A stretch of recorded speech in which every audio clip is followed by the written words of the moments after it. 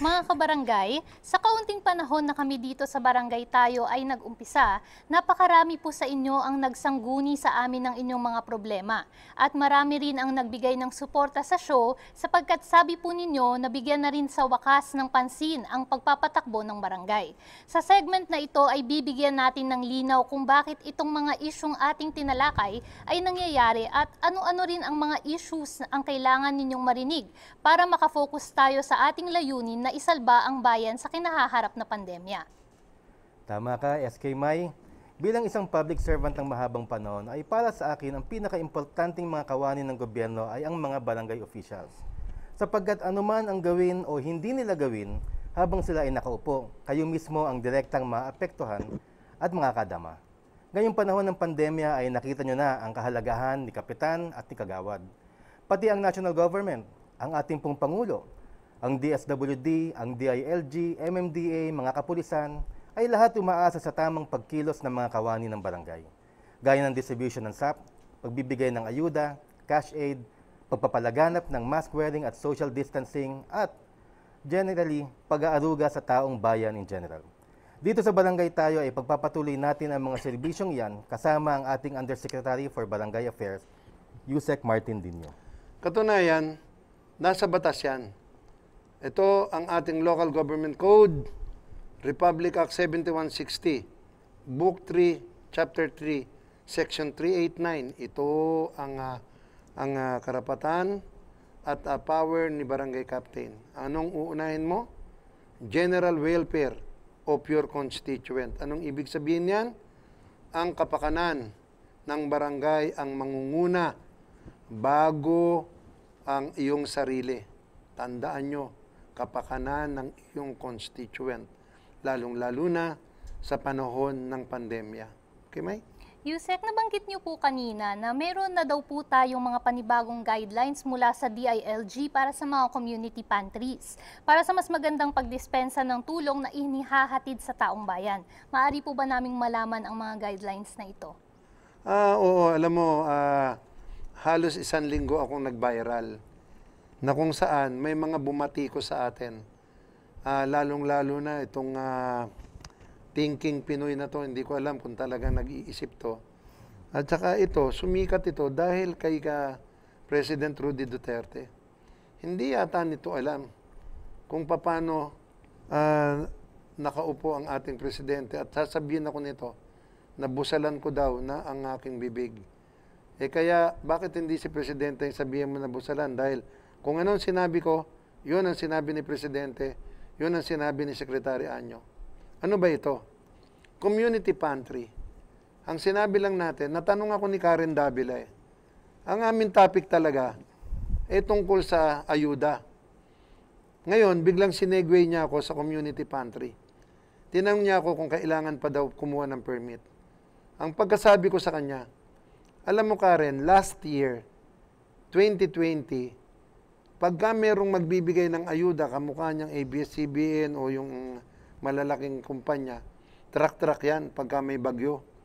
Tsaka yan, humihingi ng ano yan. Meron sila foundation. Nung time na wala pang pandemic, kahit magkapalitan kayo ng muka dun sa distribution area, walang problema. Pero magmula ng Marso last year, hindi na pwede yung gusto ng mga magbibigay. Dapat yan, may protocol kayong susundin. Dahil ayon sa Bayanihan 1, barangay captain, mayor, gobernur ang mamamahala. Section 6, nakalagay doon, na ang mamamahala ng protocol. Ano ito? Health protocol. During the first bayanihan, ano nakalagay doon? Wearing of face mask pa lang, wala pang face shield.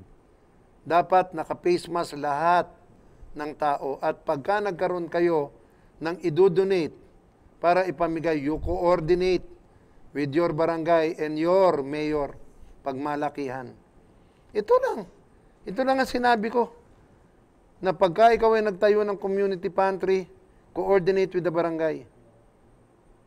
Ngayon, itong mga naninilawang ipin, at saka itong mga gustong sumausaw at pasikat, bumanat na. na bakit kailangan pa daw yun, bakit kailangan ipaalam pa daw sa barangay, samantalang nagmamagandang loob, o kita nyo. Ha? Kainin nyo ngayon ang mga sinabi nyo.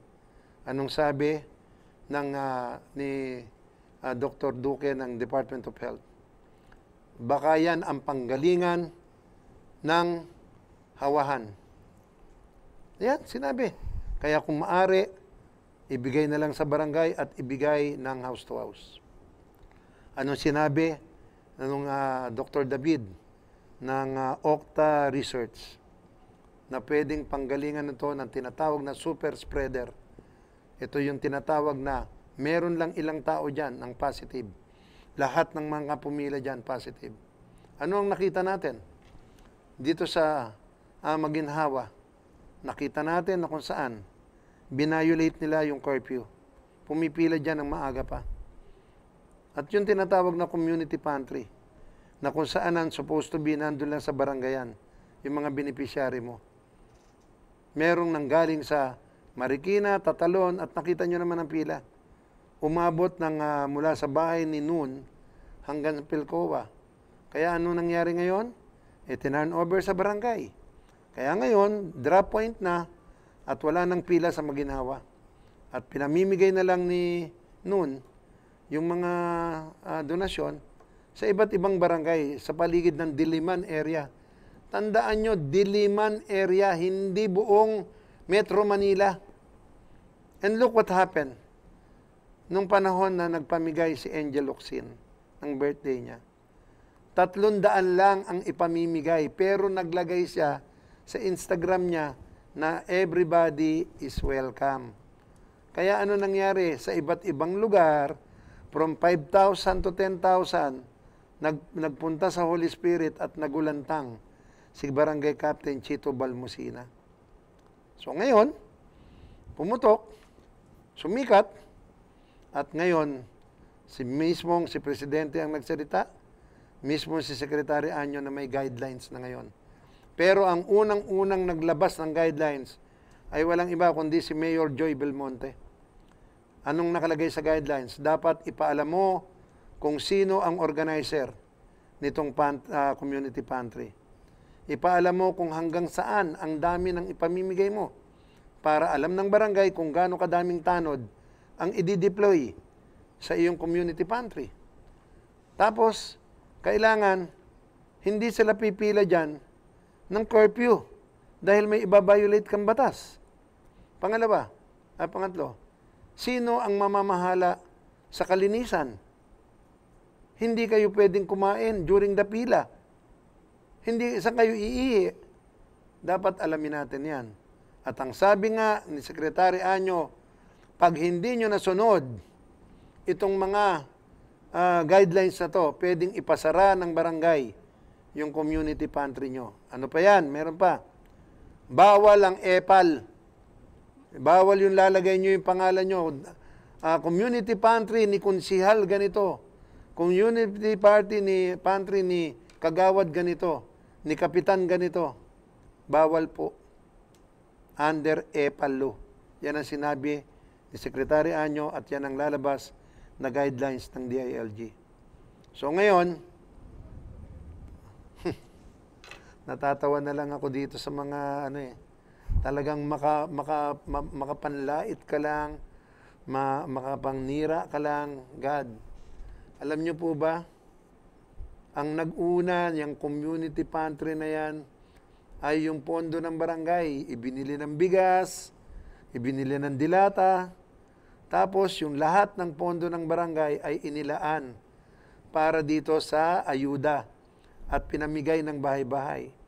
Tapos, ang mga mayor naman. Pagkatapos, ito yung social amelioration. Kaya nagpapasalamat din tayo sa mga talagang yung tunay na nagpamigay na galing sa kanilang puso. Napakaganda po niyan.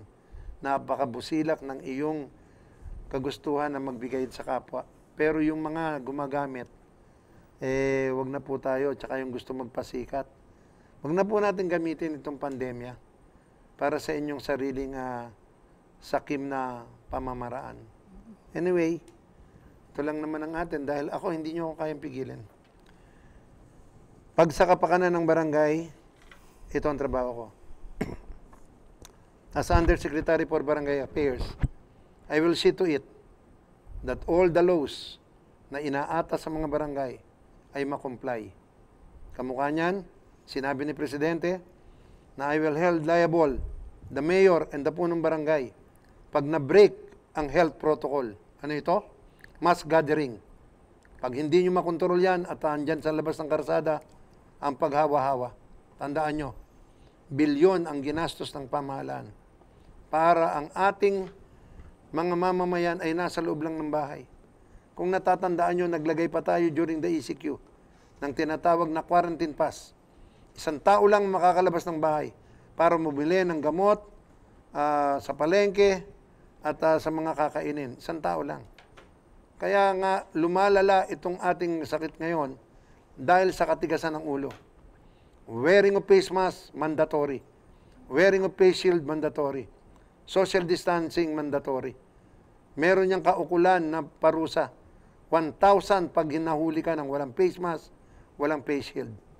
Tapos ang mga kapitan din, pwede silang masuspinde, matanggal sa pwesto once na hindi nila pinatupad itong kautusan sa Bayanihan 2. Yan po ang pinatutupad natin ngayon at yan ang sinabi ng ating Presidente kagabi.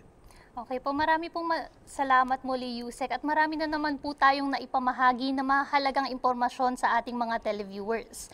Uulitin po natin ang mga bagong guidelines para sa community pantries na pinahayag po ni DILG Secretary Eduardo Año para atin pong ipahimay sa ating minamahal na Yusek Martin Dino.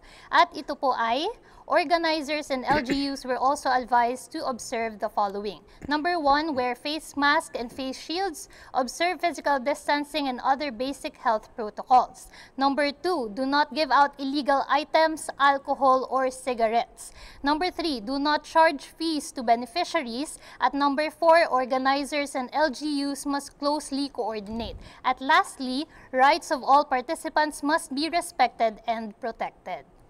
Ayan naman siguro, malinaw na malinaw, ano? Bawal magpamigay ng alak at sigarilyo dyan. At siyempre, kailangan, yan ang sabi natin, proteksyonan natin ang karapatan ng ating mga beneficiary. Yung pag-health protocol, wearing a face mask, wearing face shield, yan ang pinaka-importante dyan. At siguro, talagang ipaalam lang natin kung ilan lang ang kaya nating ipamigay.